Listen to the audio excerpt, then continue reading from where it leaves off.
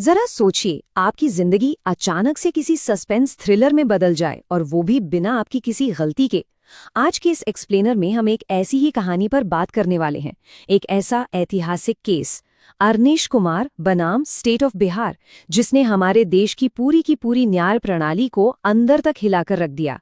ये सिर्फ कोर्ट कचहरी की बात नहीं है, बल्कि ये कहानी है उस बेहद बारीक लाइन की जो हमें सुरक्षा देने वाले कानूनों और उन कानूनों के खतरनाक दुरुपयोग के बीच मौजूद है। तो चलिए सीधे इस कहानी में उतरते हैं। बात है साल 2007 की। 1 जुलाई को अरनेश कुमार और श्वेता किरण की शादी होती है। सब कुछ बिल्कुल वैसा ही था जैसा एक नई शुरुआत में होता है। नए सपने, नया परिवार। लेकिन ये खुशियां बहुत दिनों तक टिक नहीं पाईं।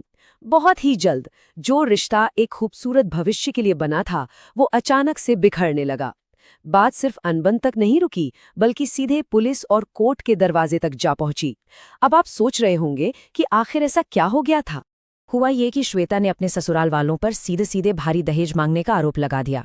उनका कहना था कि अरनेश के परिवार ने उनसे 8 लाख रुपए नकद, एक मारुति कार, एक एसी और एक टेलीविजन सेट की मांग की है। और तो और श्वेता का ये भी दावा था कि अरनेश ने इन मांगों के पूरा न होने पर दूसरी शादी करने की धमकी दी है। अब दूसरी तरफ अरनेश ने कहा कि ये सारे आरोप 100% झूठ हैं। लेकिन सच चाहे जो भी हो, अरनेश और उनके पूरे परिवार के लिए एक खौफनाक उल्टी गिनती शुरू हो गई थी। एक ऐसी गिरफ्तारी की तलवार उनके सिर पर लटक रही थी जिससे बचना लगभग नामुमकिन था। और ये नामुमकिन क्यों था? क्योंकि ये पूरा मामला आता था आईपीसी के धारा 498A के तहत। देखिए, ये कानून असल में महिलाओं को दहेज, प्रताड़ना और क्रूरता से बचाने के लिए बनाया गया था, जो यकीनन एक बहुत जरूरी कदम था। लेकिन प्रॉब्लम ये थी कि ये कानून गैर जमानती और संज्ञेय था। आसान भाषा में समझे तो पुलिस के पास ये पावर थी कि किसी ने बस एक शिकायत कर दी और पुलिस बिना किसी वारंट, बिना किसी इन्वेस्टिगेशन के आपको तुरंत गिरफ्तार कर सकती है। यानी शिकायत दर्ज होते ही आपका सीधा जेल जाना पक्का। अब जरा इस नंबर पर गौर कीजिए, 2 lakh. National crime records bureau के आंकड़े बताते हैं कि सिर्फ साल 2012 में इस एक सिंगल धारा के तहत 2 लाख लोगों को गिरफ्तार किया गया था। ये कोई छोटा मोटा नंबर नहीं है। इससे साफ पता चलता है कि उस वक्त गिरफ्तारी किस कदर एक रूटीन काम बन गई थी। कंप्लेंट आई नहीं कि पुलिस एक्शन में। और जो बात सच में डराती है वो ये है कि इन 2 लाख गिरफ्तारियों में से लगभग 48,000, जी हाँ 48,000 तो खुद महिलाएं थीं। मतलब आरोपी पति की माँ, उसकी बहनें, यहाँ तक के बिस्तर पर पड़े बुजुर्ग दादा दादी और सालों से विदेश में रह रही बहनों तक को नहीं छोड़ा गया। पूरा का पूरा परिवार बस एक शिकायत के आधार पर रातों रात जेल में डाला जा रहा था, बिना इस बात की जांच किए कि उनका इस मामले से कोई लेना देना है भी या नहीं। अगर हम 2006 से 2015 के बीच के डेटा को देखें तो असल तस्वीर सामने आती है। धारा 498A क्रिमिनल जस्टिस सिस्टम का सबसे ज्यादा मिसयूज होने वाला कानून बन चुका था। पुलिस लगभग 94% केसेस में चार्जशीट दायर कर रही थी, लेकिन कन्विक्शन रेट, यानी असल में कितने लोग दोषी साबित हुए, सिर्फ 15%। ये पूरे इंडियन पीनल कोड में सबसे कम कन्विक्शन रेट था। इसका सीधा मतलब था कि लाखों लोग बेकसूर होने के बावजूद अरेस्ट हो रहे थे। एक तरह से सिस्टम पूरी तरह से फेल हो रहा था। और इन्हीं सब डरावने आंकड़ों के बीच हमारे अरनेश कुमार का वक्त तेजी से खत्म हो रहा था। उन्होंने गिरफ्तारी से बचने के लिए सेशंस कोर्ट में अग्रिम जमानत मांगी, खारिज हो गई। फिर वो पटना हाई कोर्ट गए, वहां भी अर्जी खारिज। अब उनके पास अपने परिवार को जेल जाने से बचाने के लिए बस एक ही आखिरी रास्ता बचा था। उन्होंने एक स्पेशल लीव पिटिशन के जरिए सीधे सुप्रीम कोर्ट का दरवाजा खटखटाया। जब ये मामला देश की सबसे बड़ी अदालत के सामने पहुंचा तो सुप्रीम कोर्ट ने स्थिति की गंभीरता को समझा। उन्होंने एक बहुत ही गहरी और पावरफुल बात कही। उन्होंने कहा कि गिरफ्तारी इंसान के लिए अपमान लाती है, उसकी आज़ादी छीन लेती है और जिंदगी भर के लिए एक दाग छोड़ जाती है। कोर्ट का साफ कहना था कि पुलिस के पास अगर अरेस्ट करने की पावर है तो इसका मतलब ये बिल्कुल नहीं है कि उन्हें आंख मूंदकर गिरफ्तार कर ही लेना चाहिए। और फिर आता है द लैंडमार्क जजमेंट, 2 जुलाई 2014।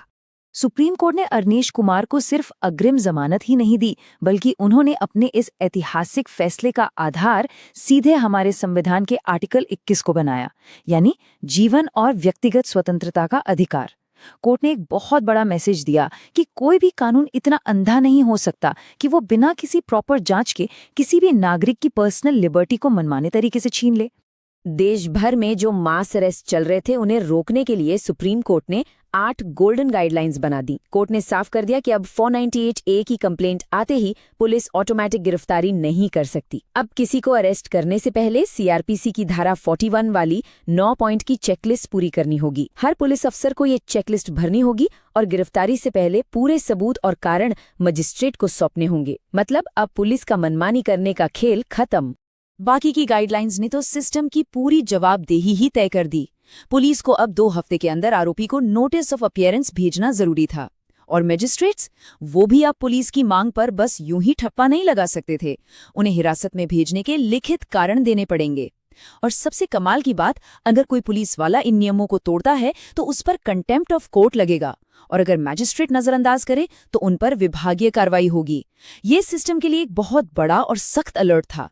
तो कुल मिलाकर न्याय का तराजू अब बैलेंस हो गया। पहले क्या होता था, कंप्लेंट मिली और इंस्टेंट अरेस्ट, लेकिन नई सच्चाई ये बन गई कि गिरफ्तारी से पहले प्रॉपर इन्वेस्टिगेशन और चेकलिस्ट का होना एकदम मैंडेटरी है। देखिए, इसका मतलब ये बिल्कुल नहीं था कि महिलाओं की असली शिकायतों को इग्नोर किया जाएगा, बिल्कुल नहीं। जेन्युइन पीड़ितों को आज भी सपोर्ट मिलता है, लेकिन इस फैसले ने ये पक्का कर दिया कि अब पहले जांच होगी और उसके बाद ही गिरफ्तारी होगी।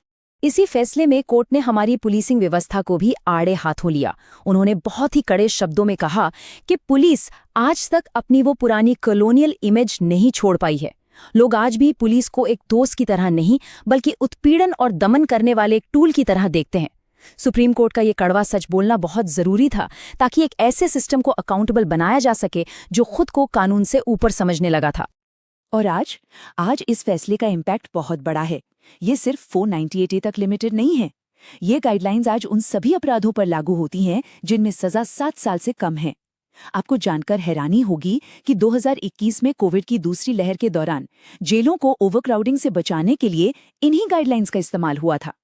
अदालतें आज भी इन्हें लेकर बहुत सख्त हैं। जैसे तेलंगाना हाईकोर्ट ने कहा कि अगर अफसर नियम तोड़ें तो नागरिक उन पर मुकदमा कर सकते हैं, और दिल्ली हाईकोर्ट ने तो गाइडलाइंस न मानने पर एक पुलिस अफसर को अवमानना का दोषी तक ठहरा दिया था। तो इस पूरी कहानी के बाद एक बहुत ही गहरा सवाल हमारे सामने आता है। गिरफ्तारी से पहले जांच को इतना जरूरी बनाकर क्या अवनीश कुमार का ये फैसला हमें इस बात की गारंटी देता है कि पुलिस या स्टेट अब कभी भी किसी आम नागरिक की आज़ादी को हल्के में नहीं ले सकते? ये केस हमें सोचने पर मजबूर करता है कि कानून का असली काम सिर्फ सजा देना नहीं, बल्कि हर बेकसूर की रक्षा करना भी है। इस अहम एक्सप्लेनर में हमारे साथ जुड़ने के लिए आपका बहुत बहुत शुक्रिया। मिलते हैं अगले विषय के साथ।